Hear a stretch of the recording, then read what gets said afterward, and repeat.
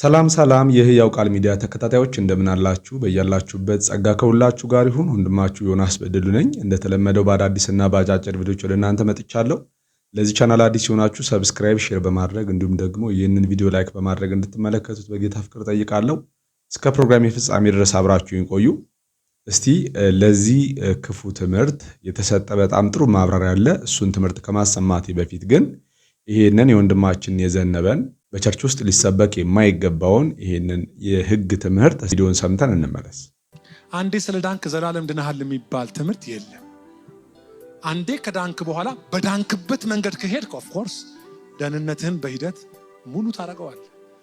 መንፈሳዊ ዓለምህን በሂደት በመሄድ በመንፈሳዊ ህይወትና ክርስቶስን በመምሰል እንጂ አንዴ ስለመጣው አንዴ መንፈስ ስለገባብኝ የፈለኩትን ሆናለሁ ብትሉ በቸርች በኩል ወደ ሲኦል መንገደኛ ትሆናላችሁ ማለት ነው። ምንም ያክል ብትድኑ በቅስፈት በሂደት ደግሞ መዳናችሁን እየፈጸማችሁ ማትቀጥሉ ከሆነ አንዴ ስለዳንን የሚባል ነገር የለም። መንግስተ ሰማይን የሚያሳጣን አረ ምኑ ልንገራችሁ ብዙ ጉድ አለ። መንግስተ ሰማይን ልብህ እንደሚያሳጣህ ታውቃለህ። ክፋት እንደሚያሳጣህ ታውቃለህ። መንፈስ ቅዱስ መንግስተ ሰማይን ቅንነት በማጣት ምክንያት ምቀኛ በመሆን እንደምታጣው ታውቃለህ። መንግስተ ሰማይን ይቅር ባለማለት ጨካኝና በደለኛ በመሆን መንግስተ ሰማይን ይዝሊ እንደምታጣ ታውቃለህ። ይሄ ትምህርት የአዲስ ኪዳን እንግዲህ ይህንን ቪዲዮ እንደሰማችሁት ነው። ከዚህ በፊት ብዙ ማብራሪያ ተሰጥቶበታል፣ ብዙ ተብሎበታል በዚህ ቪዲዮ ላይ። እኔም በተቻለ መጠን የተወሰነ ማብራሪያ ለመስጠት ሞክሬያለሁ። ከተወሰነ ከ5 ወር ከ6 ወር በፊት የሰራሁት ቪዲዮ አለ። ይህንን ቪዲዮ በተመለከተ ግን በጣም ጥሩ የሆነ ማብራሪያ ደግሞ ወንድማችን ብሬ የሰራው ቪዲዮ አለ። እሱን ቪዲዮ ማብራሪያውን አሰማችኋለሁ። እስከ መጨረሻ አድምጡት፣ ትጠቀሙበታላችሁ። እርግጠኛ ነኝ እንደምትማሩበት። የዚህን ወንድማችንን ደግሞ አሁን ቪዲዮን ማሰማችሁ ወንድማችንን ደግሞ ዩቲዩብ ሰብስክራይብ አድርጉት። ብዙ አስተማሪ ነገሮችን ስለሚለቅ ትጠቀሙበታላችሁ ብዬ አስባለሁ። ወንጌላውያን አብያተ ክርስቲያን መድረኮች ላይ ቆመው ወደን ኃጢአትን ብናደርግ ከዚህ በኋላ ሰዋት አይቀርብልንም ይላሉ። የትኛው ኃጢአት ማይ ፍሬንድ? ቆይ ቆሮንቶስ ላይ ያለው ኃጢአት ነው። ባጭር ቃል በእናንተ መካከል ዝሙት እንዳለ ይወራል ነው። እዚህ አሕዛብ መንደር ላይ የተጠቀሱት ኃጢአቶች ናቸው። እዚህ ዕብራውያን ምዕራፍ 10:26 ላይ ኃጢአት ተብላ የተጠቀሰችው ኃጢአት የትኛዋ ኃጢአት ናት? ዕብራውያን ምዕራፍ 10:26 ላይ ያለው የተጠቀሰው ኃጢአት መፍትሄ የለው። ቀጥታ ማጅራትህን እንደዚህ አስይዞ ሲኦል የሚያስጨምርህ ኃጢአት ነው። ይህንን ነው ያልገባቸው። ኃጢአት ምትል ቃል ካገኙ ቆሮንቶስ ላይ ያለው ኃጢአት መስሏቸዋል። እዚህ ጋር ያለው ገላትያ ላይ ያለው ኃጢአት መስሏቸዋል። እዚህ ጋር ያለው እኛ እዚህ ከአሕዛብ መንደር የመጣ ነው ክርስቲያኖች የምንሰራውን ይሄ ዕለት ዕለት የምናደርገውን ኃጢአት የእሱን ድካም መስሏቸው ማይ ፍሬንድ፣ ኧረ እሱ በስንት ጣዕሙ። እዚህ ጋር ያለው ኃጢአት አደገኛ ኃጢአት ነው። እዚህ ጋር ያለውን ኃጢአት ተብሎ የተጠቀሰውን ወንጌላውያን አማኞች ቤተክርስቲያን መድረክ ላይ ቆመ በፍጹም ልትናገረው አትችልም። አውድ በጣም ስተሃል ማለት ነው። ስለዚህ እዚህ ጋር ምንድን ነው? የእውነትን እውቀት ከተቀበልን በኋላ ወደን ኃጢአትን ብናደርግ ከእንግዲህ ወዲህ ስለ ኃጢአት መስዋዕት አይቀርልንምና። ምንድን ነው የሚቀረው? የሚያስፈራ ግን የፍርድ መጠበቅ፣ ተቃዋሚዎችንም ሊበላ ያለው የእሳት ብርታት አለ። ዋት?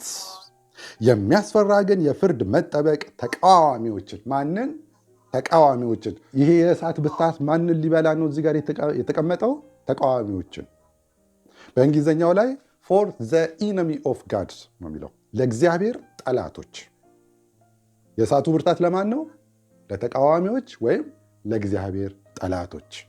ስለ ኃጢአት መስዋዕት አይደለም የሚቀርብልን። እሺ፣ አረ የሚያስፈራ የፍርድ መጠበቅ፣ ተቃዋሚዎችን፣ ስለ አማኞች ስለሚያወራ ተቃዋሚዎች ይላል አለ ነው። አይደለም ተቃዋሚዎችን ሊበላ ያለው የእሳት ብርታት አለ ይልና ከዛ የሚጠቀምባቸው ቃላት are very shocking። ይሄ ካላስደነገጣችሁ እኔ ምንም ላስደነግጣችሁ አልችልም። ወንድማችን ግን ምን እያለን ነው? ደንግጡ። ዋይ ለምንድን ነው የምደነግጠው? ለምንድን ነው እኔ የምደነግጠው? እሳቱ የተዘጋጀው ለተቃዋሚዎች ከሆነ ለእግዚአብሔር ጠላቶች ከሆነ እኔ እኮ የእግዚአብሔር ጠላት አይደለሁም፣ የእግዚአብሔር ልጅ ነኝ።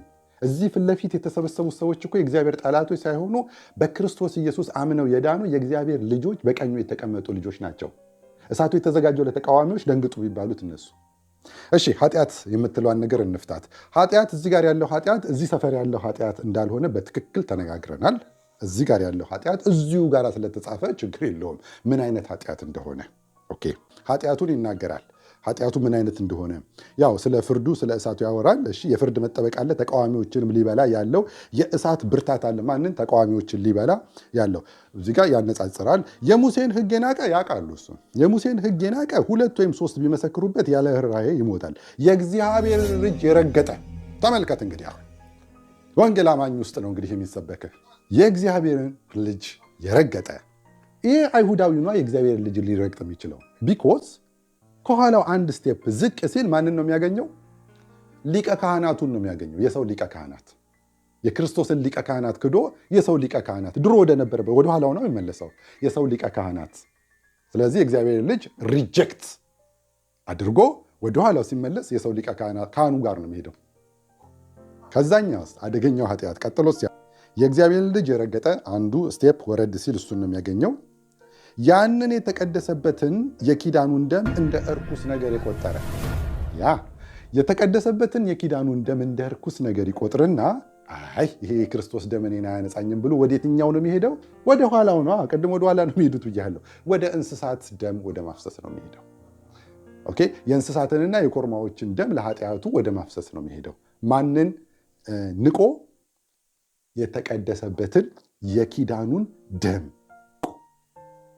የተቀደሰበትን የኪዳኑን ደም እንደ እርኩስ ነገር አራክሶ ንቆ ወደ ኮርማዎችና ወደ ፍየሎች ደም ወደ በጎች ደም ይሄዳል። ይሄኛው ባክግራውንዱ ላይ እሱ አይነት ነገር አለው የለውም? ይሄ ካህናት አለው? ሊቀ ካህናት አለው? የለውም? ይሄ ወዴት ነው የሚሄደው? ወደ ጫት። ይሄ ወዴት ነው የሚሄደው? ወደ ጠጅ።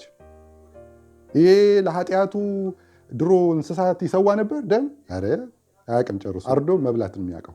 ይሄኛውስ? ይሄ ለኃጢአቱ ይሰዋል።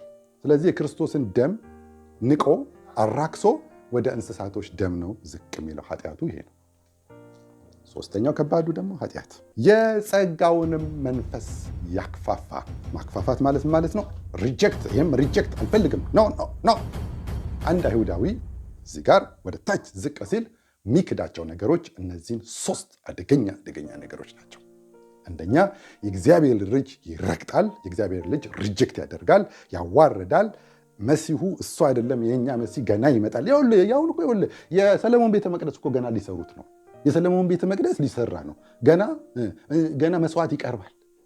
የእንስሳት መስዋዕት ገና ይቀርባል። ይኸው ቀያዮቹ ጊደሮቹ እኮ ተዘጋጅተዋል። ማን ተንቆ? የክርስቶስ ደም ተንቆ። ማን ተረግጦ? የእግዚአብሔር ልጅ ተረግጦ። ይህንን ኃጢአት አሕዛብ ክርስቲያን ይሰራሉ? አይሰራም። ታዲያ አሕዛብ ክርስቲያን መድረክ ላይ ቆመ እንዴት ነው ይህንን ክፍል የምትጠቅሰው? ይህ ኃጢአት ከአሕዛብ ወደ ክርስትናው የመጡትን ሰዎች ባክ ቢያደርጉ ይሄ ኃጢአት አይመለከታቸውም። እዚህ ጋር ይሄ ችግር የለም። ሊቀ ካህን የለው፣ ደም የለው፣ ምን የለው፣ ታቦት የለው፣ ሕግ የለው፣ ምን የለው። እዚህ ጋር ግን አደገኛ እነዚህ 3ቱ ኃጢአቶች አሉ። አንድ እስራኤላዊን አሁን ራሱ ሄደ በበዓለ ሃምሳ የወረደው መንፈስ ቅዱስን ታምናለህ ወይ ብትለው የክርስቲያኖች እምነትን አያምንም። በመንፈስ ቅዱስ አያምንም። ስለዚህ ከሥላሴ አንደኛውን አካል በመንፈስ ቅዱስ አያምንም። ተመልከት። ከዛስ በወልድ አያምንም፣ በመሲሁ አያምንም። የእኛ መሲህ ገና ይመጣል ነው የሚለው። የእግዚአብሔር ልጅ ይረግጣል፣ ለኃጢአቱ የፈሰሰለትን ደም ደግሞ ያራክሳል።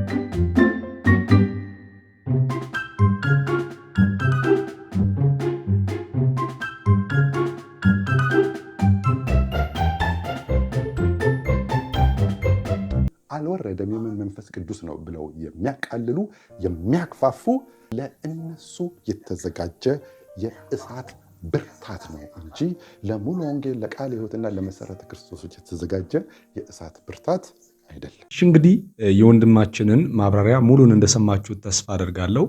በቀጥታ ለወንድም ዘነበ ብሎ ትምህርቱን ማብራሪያውን ባይናገርም ነገር ግን ዞሮ ዞሮ ከወንድማችን ከዘኔና ከወንድማችን ማሙሻ ፋንታ ትምህርት ጋር ተያያዥ ሐሳብ ስለሆነ እነሱም ዞሮ ዞሮ መዳናችን እንደሚወሰድ መዳናችን እንደሚጠፋ ሊያስረዱና ሊያስተምሩን ሲፈልጉ የሚያነሷቸው ዋና ዋና ጥቅሶች ዕብራውያን 6 እና ዕብራውያን 10 ቁጥር 26 ነው። እንግዲህ ወንድማችን ያነሳውን ሐሳብ ነው መሰረት አድርገው መዳን ይጠፋል የሚሉት ማለት ነው። ስለዚህ በተዘዋዋሪ ለዛ ትምህርት ምላሽ ነው ማለት ነው። እና ምንድነው አሁን ትልቁ ችግር? ምንድነው አሁን ብዙዎቻቸው መዳናቸው ላይ እርግጠኛ እንዳይሆኑ መዳናቸው ዋስትና እንደሌለው እንዲሰማቸው ሊያስተምሩ የሚችሉበት እነኚህ መምህራን ካለን አንድን ትምህርት ለማስተማር መጀመሪያ አውድ የሚባል ነገር አለ። ወንድማችን እንዳለው የዕብራውያን መጽሐፍ ለዕብራውያን የተላከ ደብዳቤ እንደሆነ ግልጽ ነው። ከዕብራውያን አውድ አንጻር ነው ሐሳቡን መረዳት የሚገባን። ምክንያቱም እያንዳንዱን ይህን ኃጢአት ወደን ብናደርግ ብሎ የተዘረዘረው ያ ኃጢአት አይነት አህዛብ የሆኑ ሰዎች ሊያደርጉ የሚችሉት ኃጢአት አይደለም አይደለ? ፈጽሞ ከኛ ጋር የተገናኘ ሐሳብ አይደለም ያ ሐሳብ ማለት ነው። ስለዚህ ያንን መሰረት አድርጋችሁ አሁን በክርስቶስ ኢየሱስ ሞትና ትንሣኤ አምነው በጸጋ ድናቸዋል ተብሎ ወንጌል የተሰበከላቸውን ሰዎች ወይም በሁለተኛ ጢሞቴዎስ 1 ቁጥር 9 ላይ ሕይወትንና አለመጥፋትን ወደ ብርሃን አውጥቷል እኔ በምሰብከው ወንጌል ብሎ ሐዋርያው ጳውሎስ በተገለጠለት ወንጌል አምነው የዳኑትን ሕይወትንና አለመጥፋትን የተቀበሉትን ሰዎች ትጠፋላችሁ ብሎ መስበክ አንደኛ ክፉ ትምህርት ነው፣ ሁለተኛ ደግሞ የአጋንንት ትምህርት ነው፣ ልዩ ወንጌል ነው ማለት ነው። ልክ ገላትያ ቤተክርስቲያን ላይ እንዳለው የገላትያ አማኞች በጸጋ እንደዳኑ ያምናሉ። በክርስቶስ ሞትና ትንሣኤ ድናቸዋል ተብሎ ወንጌል ተሰብኮላቸዋል። እምነት ጋር በሆነ መስማት መንፈስ ቅዱስን ተቀብለዋል። ድንቅና ምልክት በመካከላቸው እየተደረገ ነው። ስለዚህ እንደ አንድ አማኝ በመንፈስ ቅዱስ ታትመዋል። ነገር ግን መጡና እንደ ሙሴ ስርዓት ደግሞ ካልተገረዛችሁ ሙሉ አትሆንም ወይም ደግሞ ልትድኑ አትችሉም በእምነት ብቻ፣ ስለዚህ ሕግም መፈጸም አለባችሁ ብለው በክርስቶስ ሞትና ትንሣኤ ላይ ተጨማሪ ምን አመጡ ማለት ነው? እነኚህ ሰዎች ሕግን አመጡ ማለት ነው።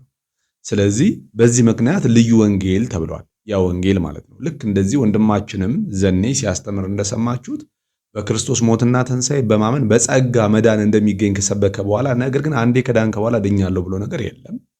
ስለዚህ መዳንን ሙሉ የሚያደርገው የዕለት ተዕለት ሕይወትህ ምልልስህ ተግባርህ ነው ብሎ በእኛ በማንነታችን በራሳችን መዳናችንን ሙሉ እንደምናደርገው ሲያስተምር ነበር። ስለዚህ ይሄ ክፉ ትምህርት ነው። ለዚህ ደግሞ ወንድማችን ለሁሉም መሰረት የሚሆናቸውን የዕብራውያንን መጽሐፍ በአጭሩ ሐሳቡን ሊያብራራ ሞክሯል። በጣም ግልጽ አድርጎልናል ማለት ነው እና ይህንን ሐሳብ እንድትረዱት ነው። ይህንን የዳዊት ፋሲልን ንግግር ሰምተን እንመለስ። በአማኞች ላይ ፍርድን የሚያወጡ የተጠናቀቀውን የደህንነት ሥራ አማኙ አሁን እንዲያጠናቀቀው የሚሰብኩ ኢየሱስ የጨረሰውን የቤዛነት ሥራ አላለቀም አንተ ነህ የምትጨርሰው የሚሉ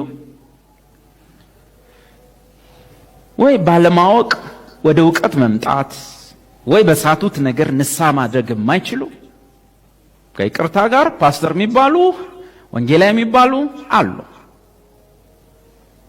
ደህንነት ኢየሱስ በሰራው የቤዛነት ሥራ ብቻ ነው የሚለውን የወንጌልን እውነት የሚሸቅጡ ልጁ ያለው የዘላለም ሕይወት ይኖረዋል ነው አለው ነው ፕሬዘንት ቴንስ ነው እዚሁ ነው። በክርስቶስ ኢየሱስ ላሉት ወደፊት ነው አሁን ኩነኔ የለባቸውም። መጽሐፍ እንደሚል የሰውን ምስክርነት ብንቀበል እንኳን የእግዚአብሔር ምስክርነት ከሰው ይልቅ እውነተኛ ነው። እግዚአብሔርም ስለ ልጁ የመሰከረው ምስክርነት ይህ ነው። ልጁ ያለው ሕይወት አለው። እንዴት? ይህ ሕይወት በልጁ ውስጥ እንዳለ ይህ የእግዚአብሔር ምስክርነት ነው። ኢየሱስ ያለው ሰው ምን አለው? ሕይወት አለው እንጂ ቁጭ ብለን ኢየሱስን ካመንም በኋላ ሕይወት አንጠብቅም። ኢየሱስ ሕይወት እሰጣለሁ ስላላለ ምንድን ያለው? እኔ ሕይወት ነኝ ያለው። የሚያምንብኝ ሕይወት ያገኛል ሳይሆን ከኔ የተነሳ በሕይወት ይኖራል። ምክንያቱም እኔ ምንድን ነኝ?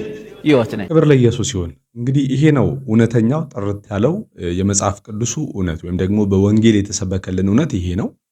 ይህን አምናችሁ በመዳናችሁ ደግሞ እርግጠኞች ሆናችሁ እነሱም ካሉት የተነሳ ሳይሆን መጽሐፍ ቅዱሱ በተስፋው መንፈስ በመንፈስ ቅዱስ ታተማችኋል ስለሚል ከታተማችሁበት መንፈስ ቅዱስ የተነሳ እርግጠኞች ሆናችሁ በክርስትናችሁ እንድትኖሩ ወንድማዊ መልእክቴን አስተላልፋለሁ። በያላችሁበት የጌታ ኢየሱስ ክርስቶስ ጸጋ ከሁላችሁ ጋር ይሁን። ሰላም ነው።